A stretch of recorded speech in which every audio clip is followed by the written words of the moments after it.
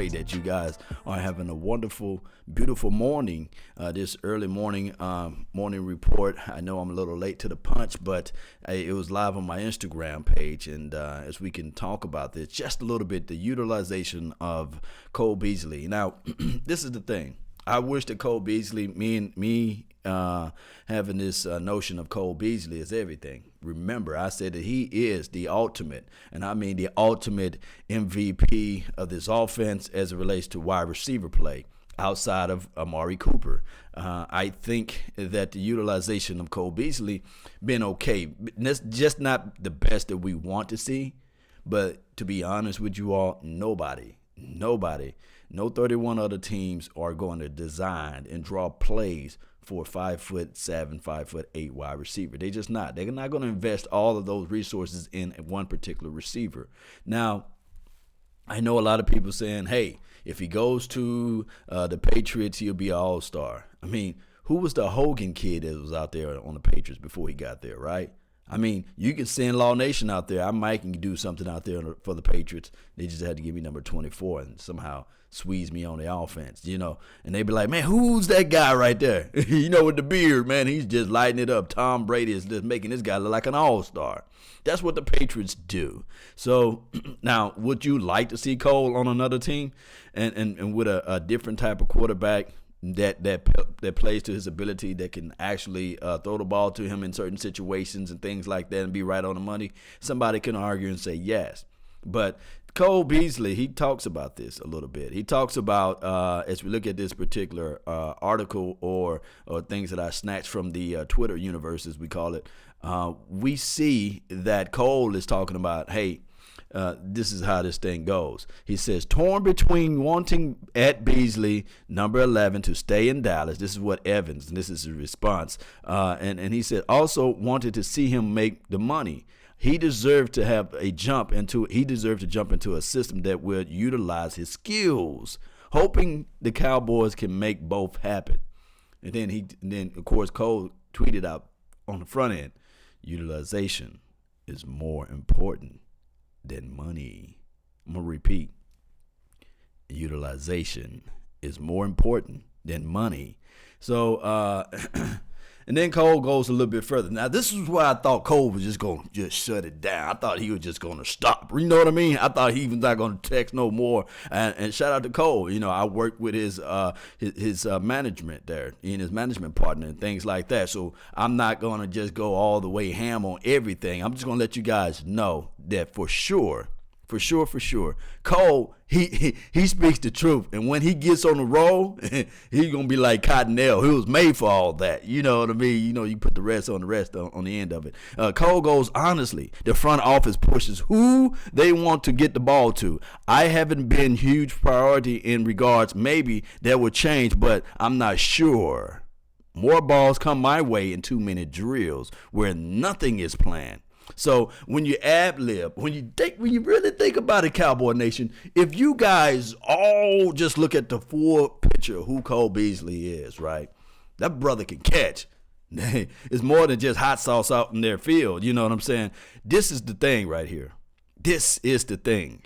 When Cole Beasley is out there, the boy can ball. He's a multi-talent player. People like to just relegate him just to football, but he can ball too. He can play basketball. He can jump out of the stadium. Look, put it like this. You think Odell Beckham is athletic. Cole is athletic as well.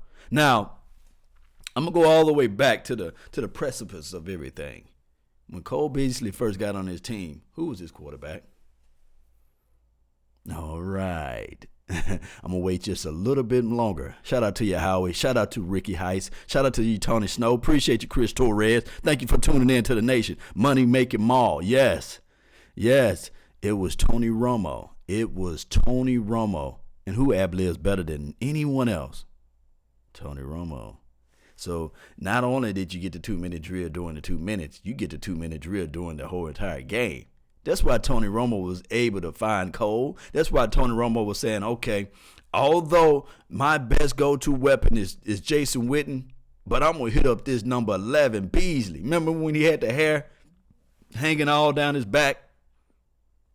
Tony Romo was hitting that boy up. It just so happened to be this. When Dak Prescott in 2016, Cole was nice for Dak Prescott. Because you know why? Dak Prescott didn't have the relationship that Tony Romo had with Jason Witten. You see, Tony Romo, when his fail-safe was broken down, it was always Jason Witten. Then number 11. And one can argue it could have been Dez in certain factors. But that's what's going on now. When Dak Prescott got into the league, his number one go-to weapon was this guy right here. I'm going to put my cursor over here. It was this guy right here winning them two wands right here. So you look back at this thing a little bit further, and you'll see right here. Then he says, well, Linehan is gone. You know, this is what Joe DeMayo said. Linehan is gone. And he said, that doesn't mean I'm gone. I'm playing anywhere. I can make more of an impact. I would love to be right here in Dallas. I'm paraphrasing. But give me anyone else that can make an impact, because he can say more pops or to make more impacts, basically. I just want the ball. I just want to ball out. It's hard to do it when you get only 3 or 4 opportunities. I agree. So my only thing is Scott Linehan is gone. And I'm not saying whoever we get, because I'm hearing noise of Doug Nussmeier is going to call the offense, and they really haven't committed to what's his name? Oh, Kellen Moore. Okay, they have yet to go all the way in on him. Let's listen in to 105.3 The Fan.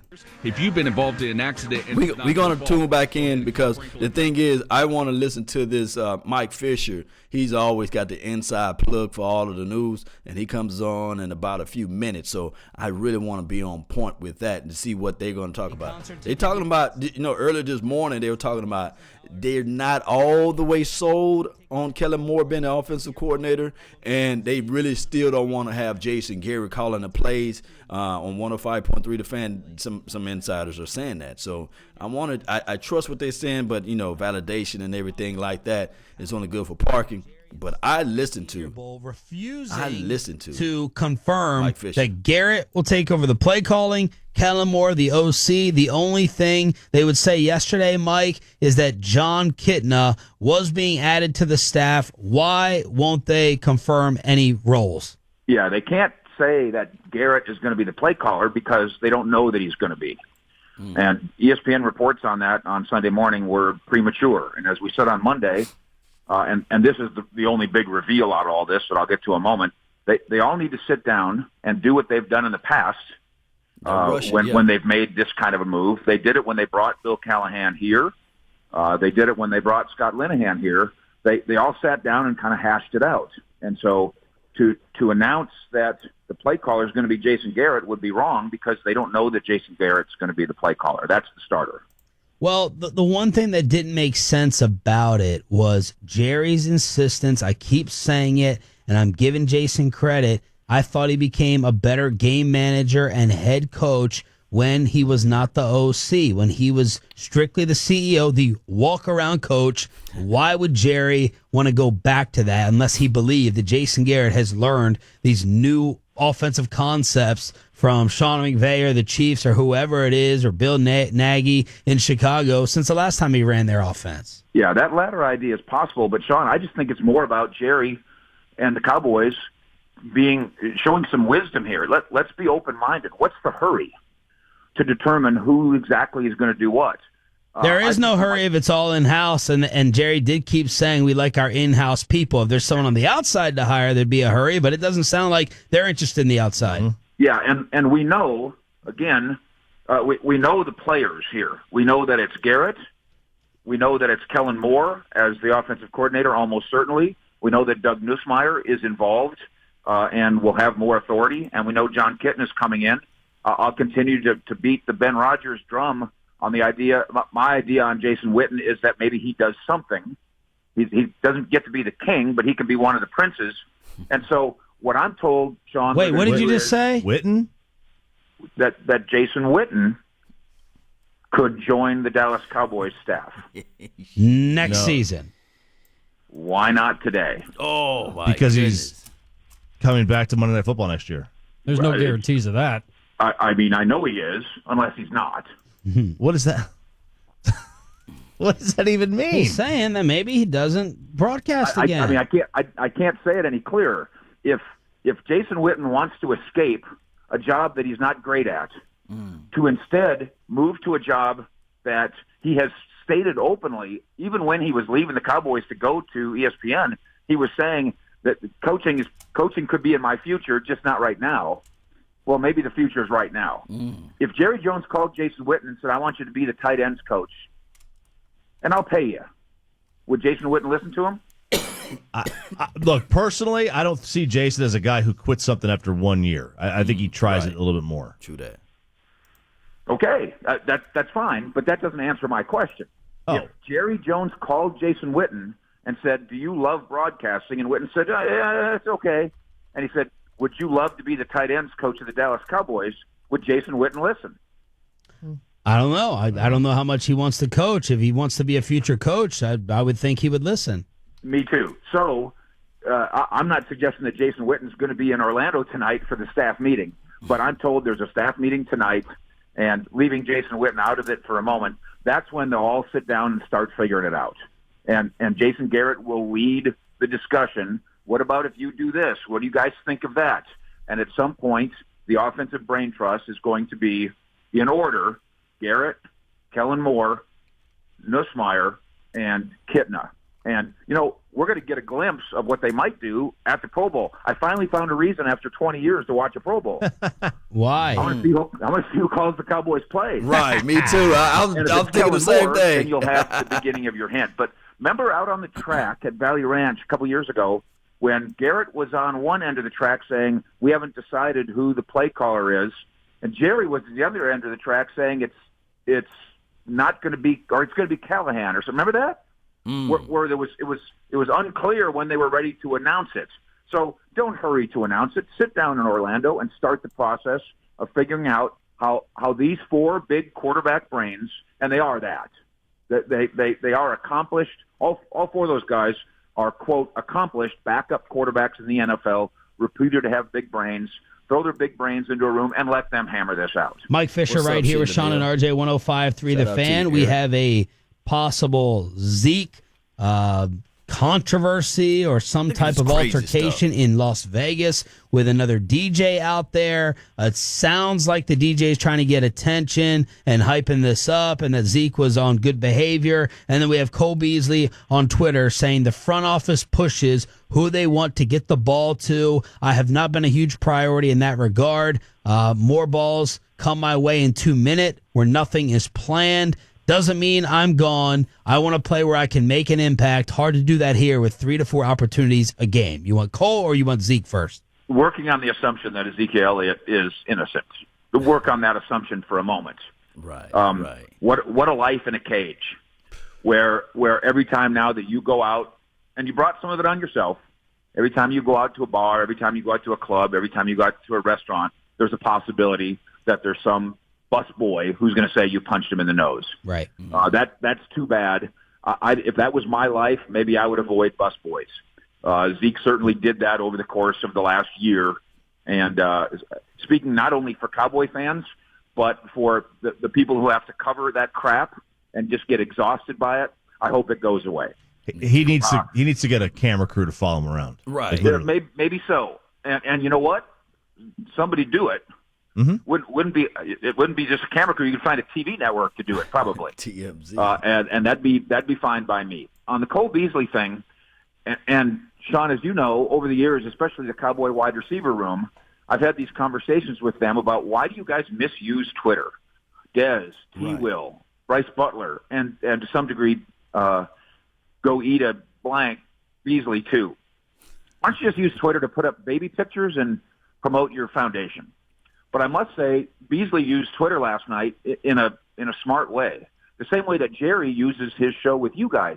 Remember when Jerry the other day said, "This is how I talk to the fans"? Mm-hmm. Yeah. By talking to you? That was awesome. So Beasley last night used Twitter to interview himself, basically, about his future. And I think that Scott Linehan's departure increases slightly the possibility that Cole Beasley stays here. But we're aware of the August negotiations in Oxnard, when I believe that Beasley, who's making an average of $3.5 million now, I believe Jerry or Steven sat him down and said, we'd like to offer you the same thing going forward. How'd you like more $3.4 million? And I think Beasley walked away offended from that. Does the front office actually dictate? Okay. Why was it smart to take? Why was it smart to take shots at the front office and also criticize the offense? It's honest. Okay, does that make it smart? Does it make it smart though? Yeah, but no, but I don't. I just don't think the way he said it sounds literally true. That the front office is dictating who gets the ball. Right. Listen, Bees, we all love Cole Beasley, and he's a friend of the fan.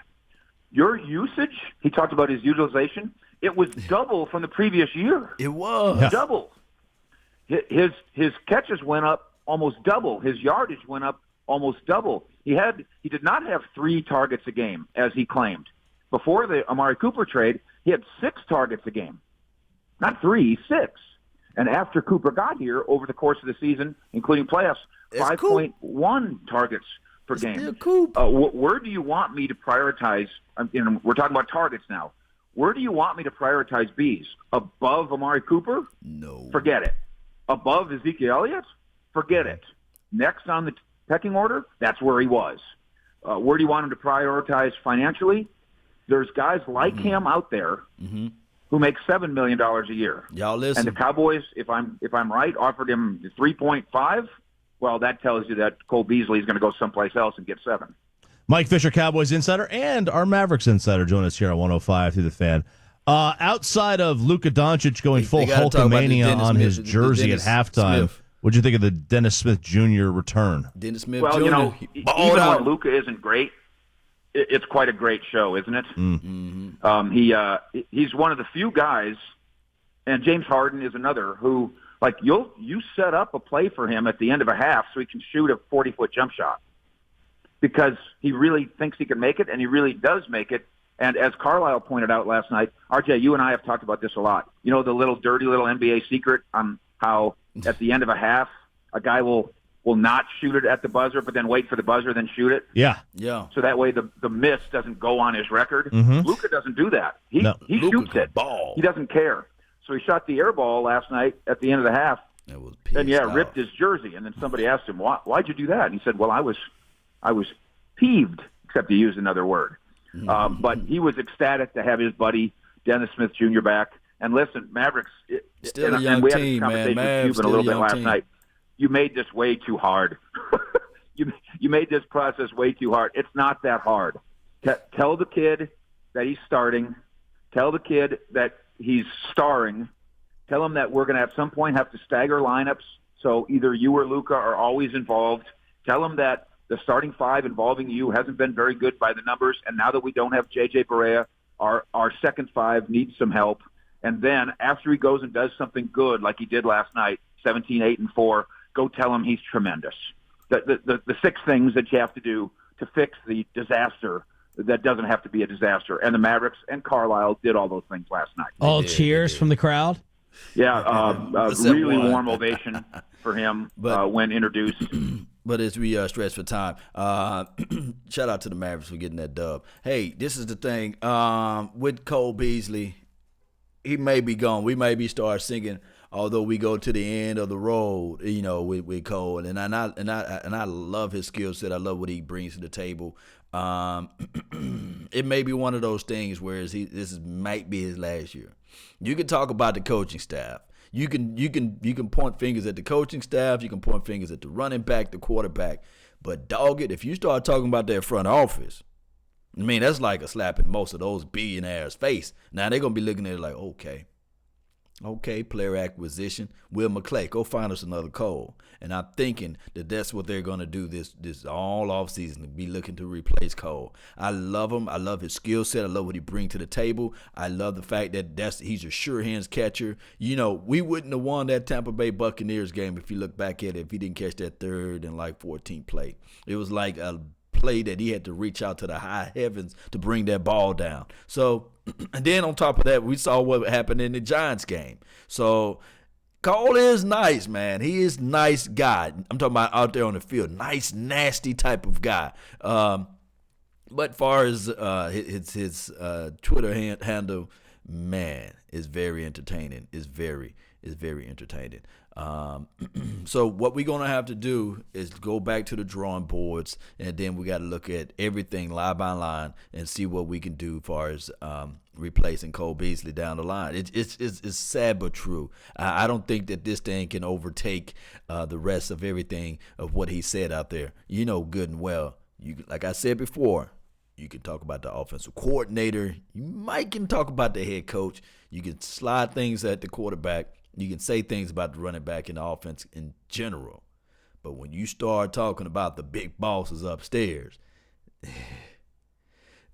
going to be crazy. Shout out to you, ASVP, man. He says that don't forget about Cedric Wilson. And he's saying Cedric Wilson is better. I'm not going to say that. But we will see. We shall soon see. And we know he get a pass. You know, Cedric Wilson, he's Boise. He get that Boise State insurance. So with all that being said, guys, we about to wrap the show up. I really appreciate each and every last one of you all. Do not forget, continue to help me out, help the nation out. Find me some players. Let me know that we want to just take a real good look at to see whether or not their skill set matches the Cowboys' needs or whatever, or I guess whatever best player available. Because I'm with the belief is you use a little bit of BPA and you use a little bit of draft needs, and you figure out how you create your draft board and just don't window dress it. You got to figure out a way to get the best player out there on the field and dog it. Even